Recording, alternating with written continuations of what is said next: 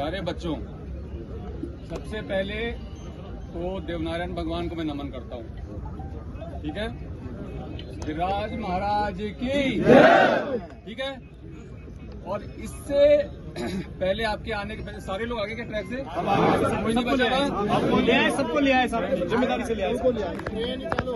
देखो, जो सबसे बड़ी जो बात थी और जो कर्नल साहब जो देके गए हैं अपने समाज को, वो इतनी बड़ी चीज देके गए, मैं कहता हूँ ना पहले कभी कोई देके गया और शायद आगे भी कोई नहीं देके जा पाएगा।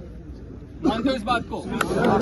एक तरीके से समाज के लिए भगवान के बराबर का दर्जा है उनका, जिस तरह से संघर्ष किया और जो देके चले गए।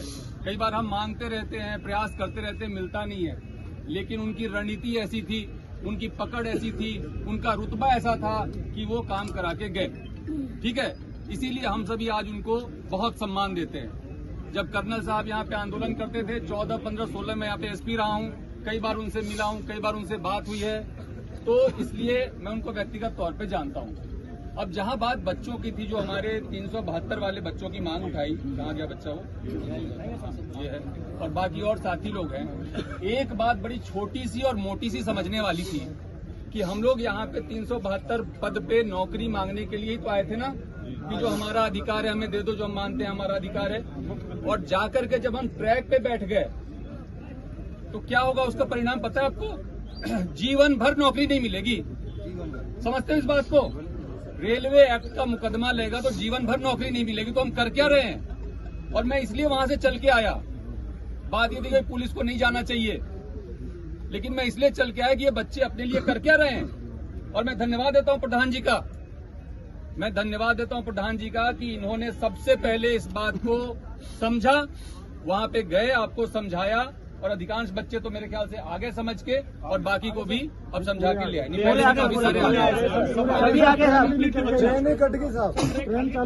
बहुत बढ़िया। तो आप लोग इस बात को समझो कि एक तो प्रशासन, सरकार और समाज अलग अलग नहीं है।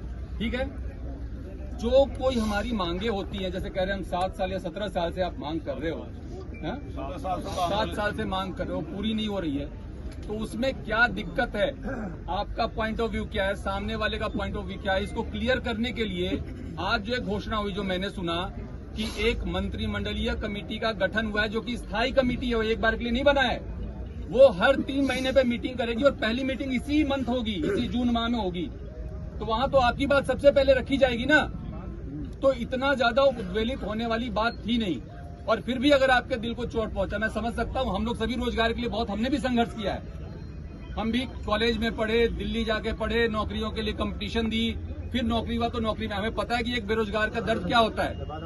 लेकिन साथ ही साथ अगर ये दर्द था तो थोड़ा सा धैर्य रखना चाहिए था, मैं मानता हूँ।